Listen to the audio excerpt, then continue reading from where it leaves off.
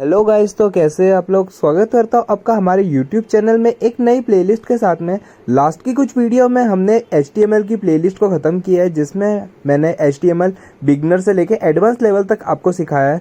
तो अगर अभी तक आपने उस HTML की प्लेलिस्ट को एक्सेस नहीं किया है तो वीडियो के डिस्क्रिप्शन में जो लिंक है उस पर क्लिक करके आप HTML का कोर्स को कंप्लीट कर सकते हैं। तो आज के इस वीडियो के साथ हम एक नया कोर्स स्टार्ट करने वाले हैं। उस कोर्स में हम सीखेंगे CSS के बारे में। तो गाइस, CSS की फुल फॉर्म होती है कास्केडिंग स्टाइल शीट। इससे हम किसी भी वेबसाइट को अच्छे से अच्छा डिज़ाइन दे सकते हैं। तो चाहे वो छोटे से छोटा कलर चेंज करना हो या बड़ी से बड़ी एनिमेशन, सब चीज़ें हम CSS की मदद से कर सकते हैं। प्रीवियस वीडियो में हमने बात की थी कि किस तरह से हम HTML का यूज़ करके किसी वेबसाइट का स्ट्रक्चर क्रिएट कर सकते हैं। तो इस वीडियो में हम बात करेंगे कि किस तरह उस वेबसाइट के स्ट्रक्चर को लेके हम उस वेबसाइट में डिज़ाइन डालेंगे। तो गाइज, लास्ट की HTML वाली प्लेलिस्ट में हमने HTML और CSS को एक एनालॉजी के साथ समझा था, जिसमें हमने HTML को एक ह्यूमन स्केलेटन के साथ रिसेंबल किया था और CSS को ह्यूमन बॉडी के ऊपर उसकी स्किन के साथ रिसेंबल किया था। तो गाइस CSS को समझाने के लिए मैंने यहाँ पे एक टेम्पलेट क्रिएट किया है, जिसमें मैं आपको बताऊंगा कि CSS की मदद से किसी भी HTML के स्ट्रक्चर को कैसे स्टाइल प्रोवाइड किया जा सकता है।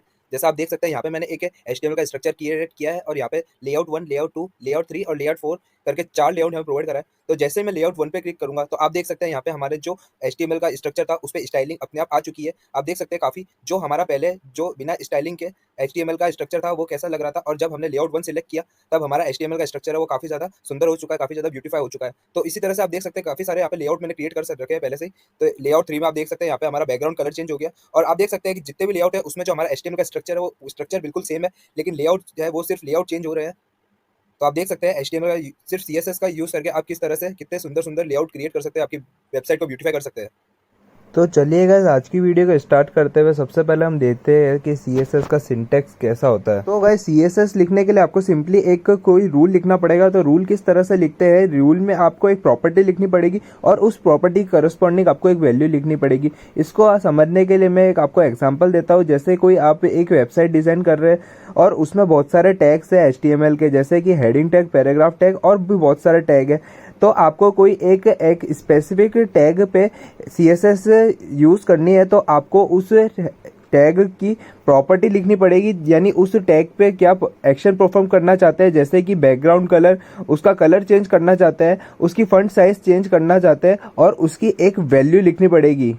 तो अब हम बात करने वाले हैं कि किस तरह से आप CSS की फाइल को HTML के साथ लिंक कर सकते हैं। HTML को CSS के साथ लिंक करने के लिए 3 वेज होते हैं। सबसे पहला होता है इनलाइन CSS, दूसरा होता है इंटरनल CSS और तीसरा होता है एक्सटर्नल CSS। तो गाइस, सबसे पहले हम बात करने वाले हैं इनलाइन CSS। तो इसमें बेसिकली क्या होता है, जो हमारा टैग होता है उसमें हम एक एट्रीब्यूट यूज़ करते हैं स्टाइल नाम का। उसमें हम उस एट्रीब्यूट की प्रॉपर्टी और उसकी वैल्यू लिखेंगे जो CSS हम उस टैग में यूज़ करने वाले हैं। तो गाइज आप देख सकते हैं यहाँ पे अभी हम हमारे VS कोड में आ चुके हैं। VS कोड में आने के बाद मैं आपको बताऊंगा कि हम हमारी CSS को किस तरह से हमारे HTML में इंक्लूड करते हैं। तो जैसा मैंने आपको बताया कि CSS को हम हमारे HTML से 3 तरीके से लिंक कर सकते हैं। सबसे पहला भी होता है इनलाइन CSS को इंक्लूड करना। तो उसके लिए मैंने जो मेरा लास्ट प्रोजेक्ट बनवाया था आपको CSS का पोर्टफोलियो, तो आप देख सकते हैं वो वही पोर्टफोलियो है, और मैं इसको गूगल में ओपन कर लेता हूँ। तो आप देख सकते हैं इस तरह से हमारा HTML का स्ट्रक्चर दिख रहा है। तो अभी हम CSS को इनलाइन इंक्लूड करेंगे हमारे वेब पेज में। तो आप देख सकते हैं यहाँ पे हमारा जो H1 टैग है इसमें मैं इनलाइन CSS को इंक्लूड करूंगा। तो इसके लिए मैं सबसे पहले यहाँ पे हमारे कलर स्टाइल में सबसे पहले इसकी प्रॉपर्टी लिखूंगा। प्रॉपर्टी में मैंने यहाँ पे कलर लिख दिया, और कलर में कौन सा कलर सिलेक्ट करना है वो यहाँ पे लिखना पड़ेगा हमको। जैसे मैं यहाँ पे ब्लू कलर सिलेक्ट कर लेता हूँ अभी के लिए। तो आप देख सकते हैं जैसे मैंने यहाँ पे ब्लू कलर सिलेक्ट करा तो हमारे जो HTML का पेज था उसमें ब्लू कलर यहाँ पे शो हो गया। हमारे जो हेडिंग 1 थी उसमें ब्लू कलर यहाँ पे शो हो चुका है। तो ये हमारा पहला तरीका था किसी भी वेब पेज में CSS को इंक्लूड करना। ये इस तरीके से हम इनलाइन CSS को हमारे वेब पेज में इंक्लूड कर सकते हैं। तो गाइज यहाँ पे हमने देखा कि इनलाइन CSS हमारे वेब पेज में कैसे इंक्लूड करना है। तो अब हम देखेंगे कि जो इंटरनल CSS है वो हमारे वेब पेज में कैसे इंक्लूड करते हैं। तो इंटरनल CSS इंक्लूड करने के लिए आपको सिंपली जो आपका हेड टैग होता है HTML में, उसमें सिंपली आपको एक स्टाइल नाम का टैग क्रिएट करना है। उसमें आप जो भी एलिमेंट है उसको सिलेक्ट करना पड़ेगा आपको। जैसे कि यहाँ पे एक हेडिंग वन है, उसमें मैंने इनलाइन CSS का यूज़ किया है। तो यहाँ पे मैं एक दूसरी हेडिंग बना देता हूँ और वो बनाऊंगा मैं हेडिंग 2, और उसमें मैं लिख दूंगा सिंपली मोहित प्रजापत 2 लिख दूंगा। और जो ऊपर वाला है उसमें मैंने मोहित प्रजापत 1 कर देता हूँ ताकि समझना हमको ईजी रहे। और जो हमने यहाँ पे स्टाइल लिखी है उसको मैं इधर से हटा देता हूँ।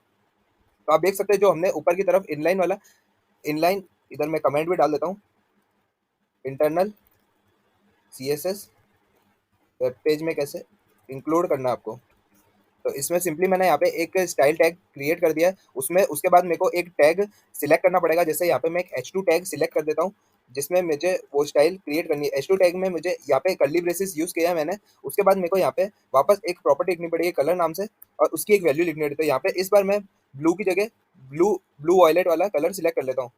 तो आप देख सकते हैं जैसे मैंने यहाँ पे ब्लू वॉयलेट कलर सिलेक्ट किया, तो आप देख सकते हैं यहाँ पे जो फर्स्ट वाली हमारी हेडिंग है, हेडिंग 1, उसमें तो ब्लू कलर शो हो गया। और यहाँ पे जब हमने इंटरनल CSS की मदद से जो हेडिंग 2 में कलर ऐड किया है, उसमें आप देख सकते हैं ब्लू वॉयलेट कलर यहाँ पे ऐड हो चुका है। तो इस तरह से आप किसी भी वेब पेज में इंटरनल CSS का यूज़ करके किसी भी टैग पे स्टाइल प्रोवाइड करा सकते हैं।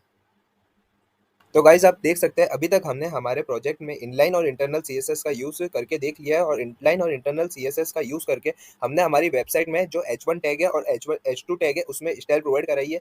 जो हमारा H1 टैग है उसमें ब्लू कलर शो हो रहा है और H2 टैग है उसमें ब्लू वॉयलेट कलर शो हो रहा है। तो अब मैं आपको बताऊंगा कि एक्सटर्नल किस तरह से आप एक्सटर्नल CSS को आपके वेब पेज में इंक्लूड कर सकते हैं। तो एक्सटर्नल CSS को आपके वेब पेज में इंक्लूड करने के लिए सिंपली आपको वापस हेडिंग टैग में लिंक लिखना है, और उसके बाद एक कोलन लगा के CSS लिख देंगे। तो आप देख सकते हैं यहाँ पे एक लिंक टैग क्रिएट हो गया है। उसमें आपका जो HREF में आपको जो आपकी स्टाइल शीट होती है, जिसका रेफरेंस होता है, जिसका एक्सटेंशन होता है style.css, वो एक फाइल बन जाएगी, और उसमें HREF टैग में आपको आपके स्टाइल शीट का पाथ शो करना पड़ेगा। तो आप देख सकते हैं जैसे यहाँ पे मैं एक नई स्टाइल शीट क्रिएट कर रहा हूँ, तो पहले से मेरी एक कोई भी style.css नाम की फाइल नहीं बनी हुई है। तो यहाँ पे मैं VS कोड के थ्रू एक फाइल क्रिएट कर देता हूँ, और यहाँ पे मैंने एक style.css नाम से फाइल क्रिएट कर दी। तो आप देख सकते हैं अभी मैंने इसमें कुछ नहीं लिख रखा, तो अभी हमारे वेब पेज में जो हमने इंटरनल और इनलाइन CSS यूज़ करी है सिर्फ वही शो हो रही है। तो यहाँ पे मैं सिंपली एक बॉडी टैग यूज़ करता हूँ, और बॉडी टैग में मैं पूरे वेब पेज का बैकग्राउंड का जो कलर होता है उसको मैं एक्वा सिलेक्ट कर लेता हूँ।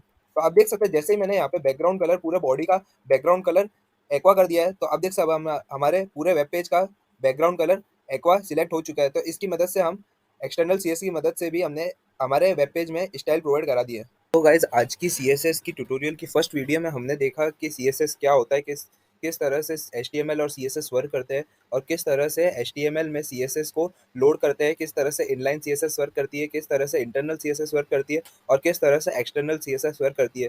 तो नेक्स्ट की कुछ वीडियोस में हम CSS के बारे में और ज़्यादा पढ़ेंगे। तो अगर अभी तक आपने हमारी HTML की प्लेलिस्ट को एक्सेस नहीं किया है, तो गाइस जल्दी से जाके हमारी HTML की प्लेलिस्ट को एक्सेस कर दीजिए, ताकि आपको भी पता चले कि HTML के थ्रू वेब पेज का और वेबसाइट का स्ट्रक्चर कैसे क्रिएट किया जाता है। हमने हमारी चैनल पे HTML के कुछ एक प्रोजेक्ट भी बनाया है, जैसे HTML का पोर्टफोलियो, जिसका यूज़ करके हम उस पोर्टफोलियो में इस ट्यूटोरियल के थ्रू उस पोर्टफोलियो में डिजाइनिंग में डाल यूज़ करेंगे। और अभी तक अगर आपने हमारे चैनल को सब्सक्राइब नहीं किया तो गाइस जल्दी जाके हमारे चैनल को सब्सक्राइब भी कर दीजिए, और बेल नोटिफिकेशन ऑन कर दीजिए, ताकि इस प्लेलिस्ट से रिलेटेड जो भी अपडेट है वो सबसे पहले आप तक पहुंच सके। तो गाइस आज के लिए वीडियो में इतना ही, मिलते हैं आपको नेक्स्ट वीडियो में एक CSS की नई वीडियो के साथ में। तब तक के लिए keep learning and keep exploring.